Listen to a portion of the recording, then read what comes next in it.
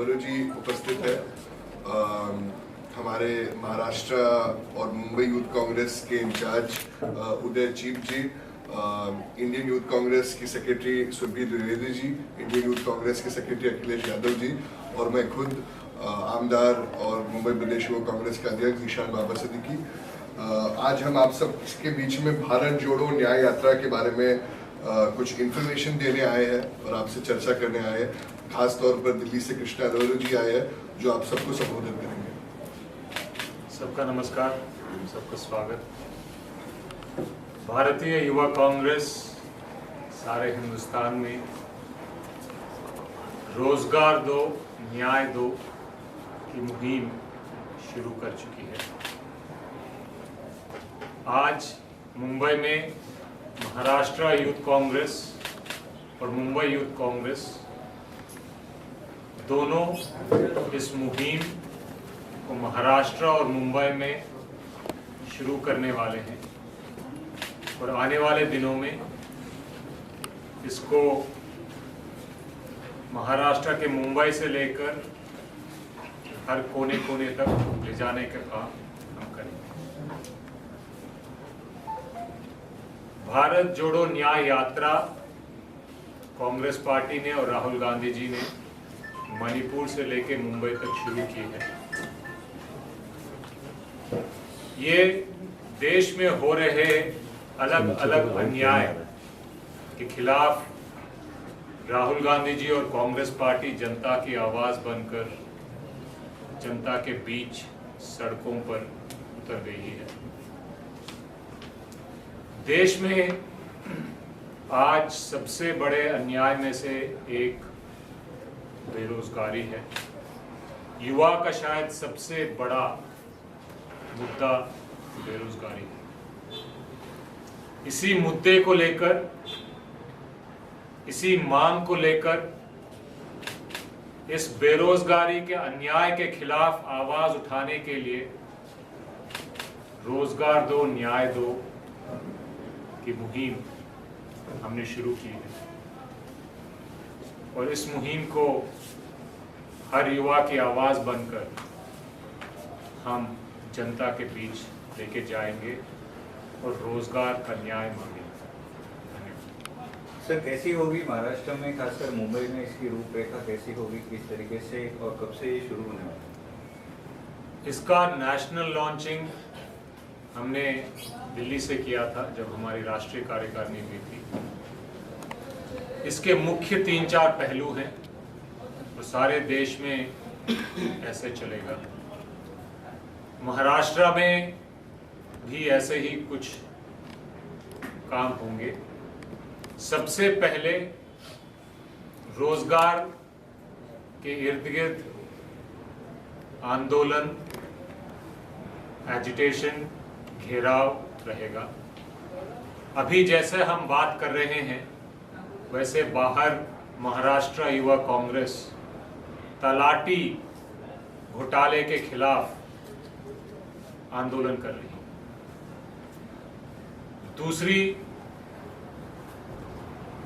दूसरा जो काम होगा वो ये रहेगा कि जिले स्तर पर, ब्लॉक स्तर पर, लोकल लेवल पर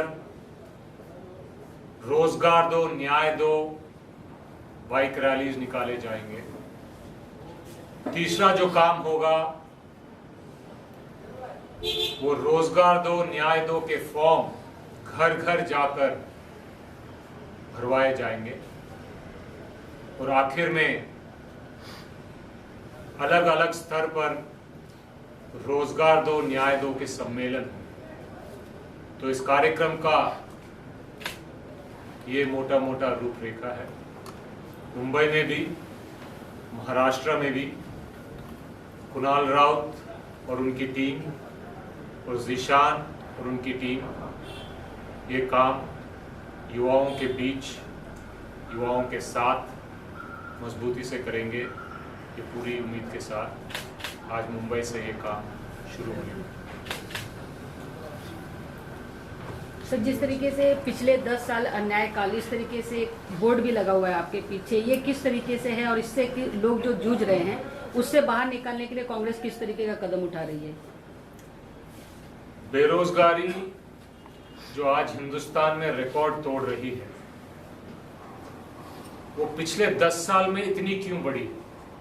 इसका एक सबसे बड़ा कारण है कि ये गलत नीति के वजह से बढ़ी।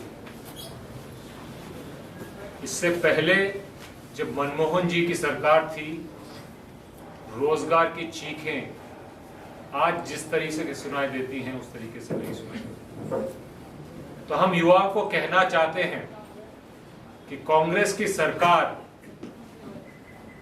ने रोजगार देने का काम किया है, रोजगार बढ़ाने का काम किया है।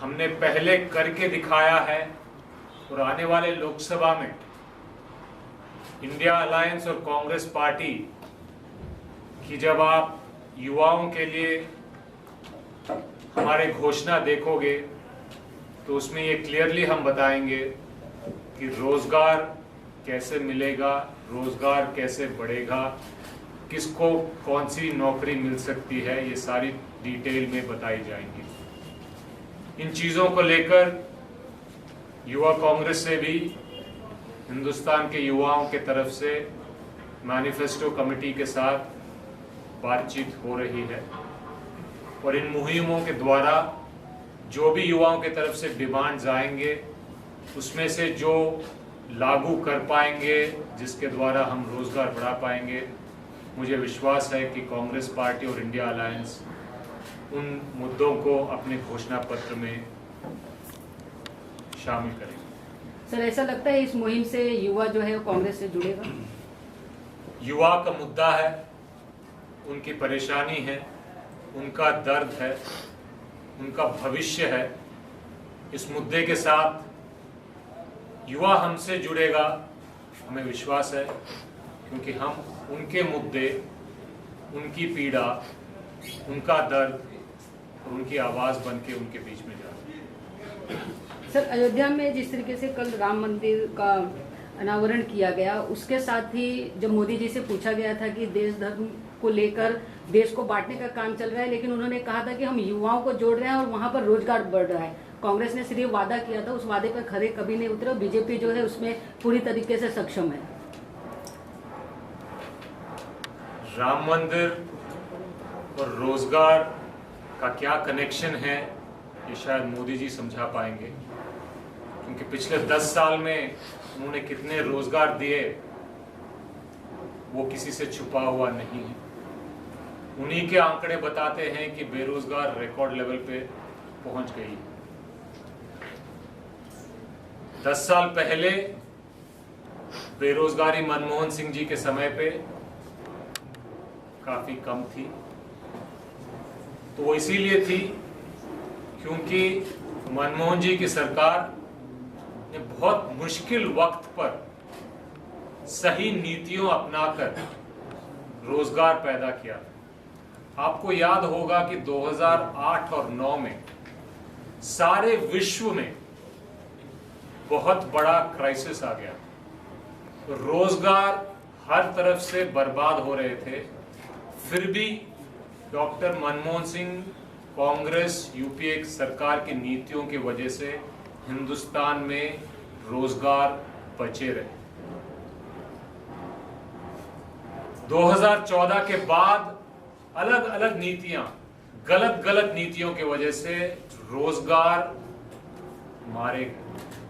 नोटबंदी की वजह से फायदा क्या हुआ कोई आज तक बता नहीं पाया, लेकिन ये क्लियर है, सरकार का डेटा उठा लो या किसी का भी डेटा उठा लो कि रोजगार बर्बाद। गलत जीएसटी, गब्बर सिंह टैक्स, उसको लाकर हमने रोजगार बर्बाद किए। निजीकरण, रोजगार खत्म किए। कॉन्ट्रैक्ट, रोजगार कम किए। अग्निवीर, अग्निपथ, सम्मान भी कम हुआ, रोजगार भी कम हुआ, जवान भी कमजोर हुआ। हर भर्ती में घोटाला, पेपर लीक पर पेपर लीक।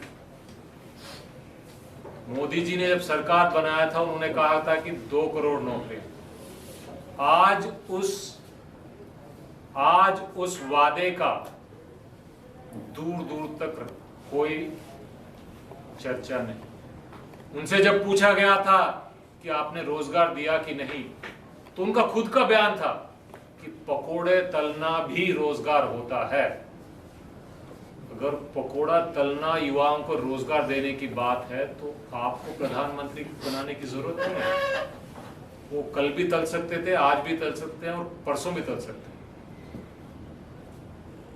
तो रोजगार दीजिए, लोगों को बताइए कि रोजगार दिया है, और लोग विश्वास करेंगे, तब हम मानेंगे कि आपने कुछ किया।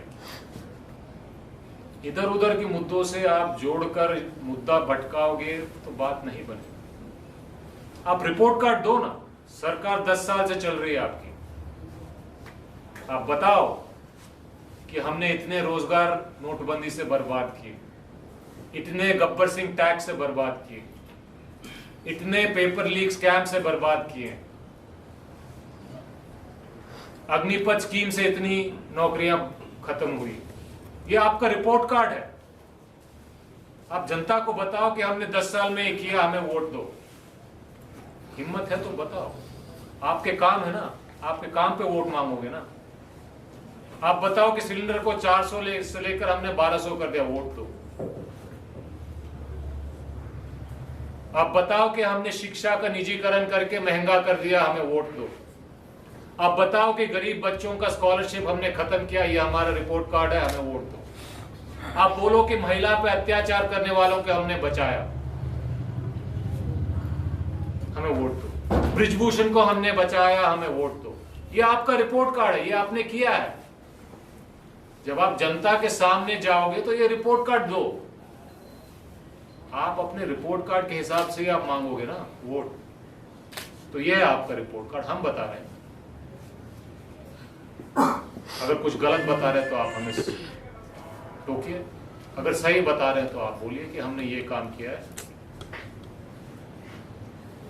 सर, युवाओं की बात की जा रही है, युवाओं को जोड़ने की बात की जा रही है, लेकिन अगर कांग्रेस पार्टी में देखा जाए तो पीछे अगर देखें तो कई युवा जो है वो कांग्रेस छोड़ने को मजबूर है। उसके लिए किस तरह के कदम उठाए जा रहे हैं और उसके पीछे कारण क्या मानते हैं? कांग्रेस पार्टी में युवा कितने छोड़ रहे हैं, कितने जुड़ रहे हैं, वो मैं बता सकता हूं। यूथ कांग्रेस में हर प्रदेश में लाखों के तादाद में युवा हमसे जुड़ रहे हैं। जब भी हम मेंबरशिप खोलते हैं तो हर प्रदेश में लाखों के तादाद जुड़ रहे हैं। और जो छोड़ के जा रहे हैं वो मेरे ख्याल से आप अपनी उंगलियों पे गिन सकते हैं। किसी का नाम मीडिया ज्यादा चलाता है, बाकी का नहीं चलाता है। लेकिन मैं पिछले कई साल से यूथ कांग्रेस का राष्ट्रीय प्रभारी हूं, और जो मुश्किल समय माना जाता है उसमें भी मैंने प्रदेश के पीछे प्रदेश पे लाखों की मेंबरशिप है। तो युवा में कांग्रेस पार्टी के प्रति, युवा कांग्रेस के प्रति उत्साह है। ये युवा ने खुद, आम युवा ने खुद बढ़ चढ़ कर संगठन से जुड़कर अपनी पसंद बयान की। जिशन सर, आपसे जानना चाहेंगे, कई बार ऐसा देखा गया है कि कांग्रेस ने लीडर बनाने के लिए जिस तरीके से बहुत सारे मुहिम निकाले थे, एक लीडर बनाना और फिर उसके बाद कई सारे कंपटीशन किए गए थे, तो उसमें कितने लोग अब तक युवा जुड़े हैं आप लोगों से?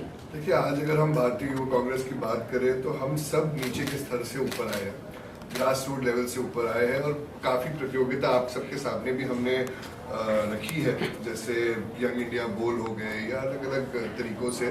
तो ये सब माध्यम है जो लोग नॉन पॉलिटिकल बैकग्राउंड से आते हैं, उन सबको एक मंच देने का हमने कई कार्यक्रम हमारे राज्य में भी किए हैं, महाराष्ट्र में, मुंबई में भी किए हैं, और मुंबई से कई लोग का सिलेक्शन होके दिल्ली में भी उनका प्रदर्शन हुआ है।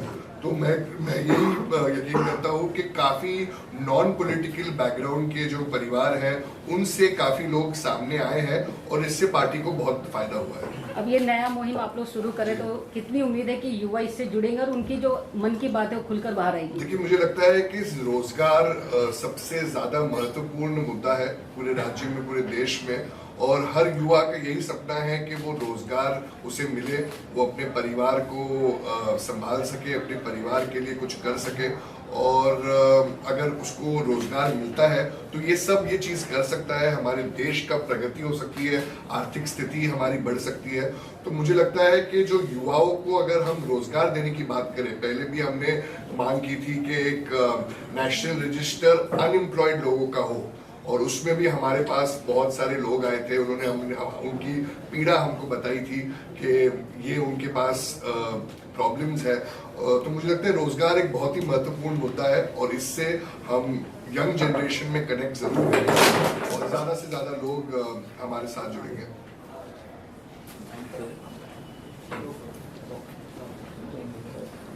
सर, युवाओं को कोई मैसेज देना चाहे आप जो मुहिम शुरू करें उसको लेकर? देखिए, रोजगार देने से अच्छा मुझे नहीं लगता है कि कोई भी मैसेज होगा।